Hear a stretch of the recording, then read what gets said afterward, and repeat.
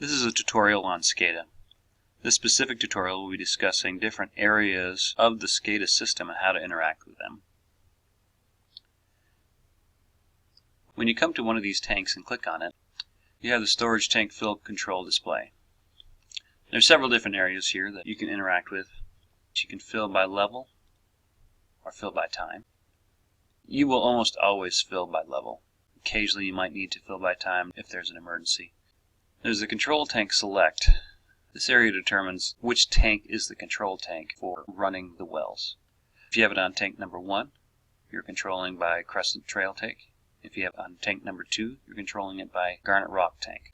There's an actual level sensor in those tanks. And if you come here, you can see the autofill level set points, which is directly related to this. The fill by time is here, autofill timer set points. You also have the pump auto sequence. You can run one station at a time, 2 wells at a time, 3 wells at a time, or 5 wells at a time. And each 1, 2, and 3 pumps are directly related to each one of these. So if you have 1 station, it's functioning from this area, and the same with 2 and 3. If you have 5 station operations, since we have 5 wells, it will be operating all 5 at the same time. Here you can see we have the station number that you're running from, how long you want it to run, and how many hours it's actually run in the last cycle. So for instance, on the 3 pump stations, you can set the hours that you want it to run. And we have it set for 1 hour, except for this last one. When it's on 0, it won't run at all. And currently we have this set for the Mother well, the Apple Mountain well, and the End of the Road well. And they're set to run 1 hour. And once that hour has elapsed, this goes to the next part of the cycle, which is well number 3, the golf course well. And the golf course well will run for 1 hour. After an hour, the Mother well, the Club Drive well, and the End of the Road well will run for 1 hour, and so on. The 2 pump stations you can see is similarly controlled, and the 1 pump station is similarly controlled. So from this area you can determine which wells are run, how long they're run for, and how many run at the same time. Also we have the autofill level set points. When we have this set at tank number 1, this will determine that tank number 1 runs, and it will stop at 18 feet when it reaches 18 feet in height, and it will start when it drops down to 12 feet.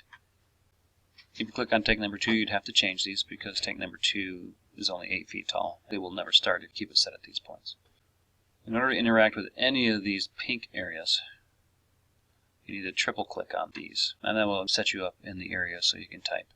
So for instance, if I wanted the well to stop at 15 feet, I would type in 15, and then you always must click download. And you can see that it changed to 15 feet. Same here, 1, 2, 3. If I want to change that down to 10 feet, I can click download. That's set to 10 feet. Same with any of these. You need to triple click in order to interact with that screen. And if I want to change it to station number 3, I'd have to click download in order for that to change. You can change it here by doing 2, but it won't work. Later it'll come back and you'll see that it will have changed back to the other number. You always must triple click the number, and click download. That's very, very important. I've had many problems when I haven't done that or had somebody else do something else besides that. The only other area that you can interact with and actually change the numbers is over here on the alarm set point.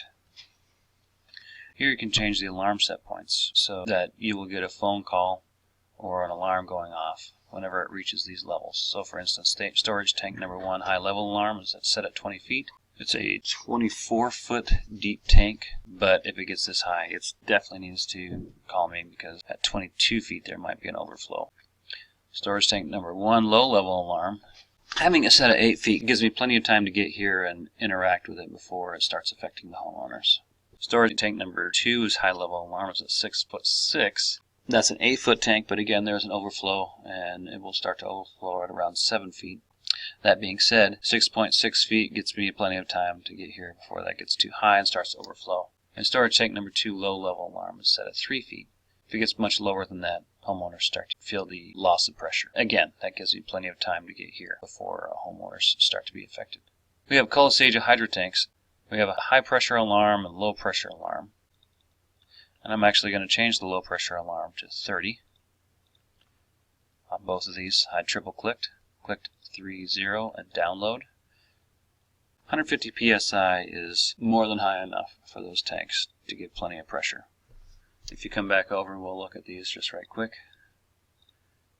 And you can see, for instance, that this one currently runs less than 70 psi when it's at its highest level. And this one is currently running at 62, with its highest level of pressure usually running around 70 as well. So those tanks are set for a higher psi than 150. I think it's 180 psi. Here you can see that the Ridgewater tanks are set at certain levels, and I let the people who control the Ridgewater system tell me what those levels need to be. Those are the only areas that you can actually interact and change numbers in the system.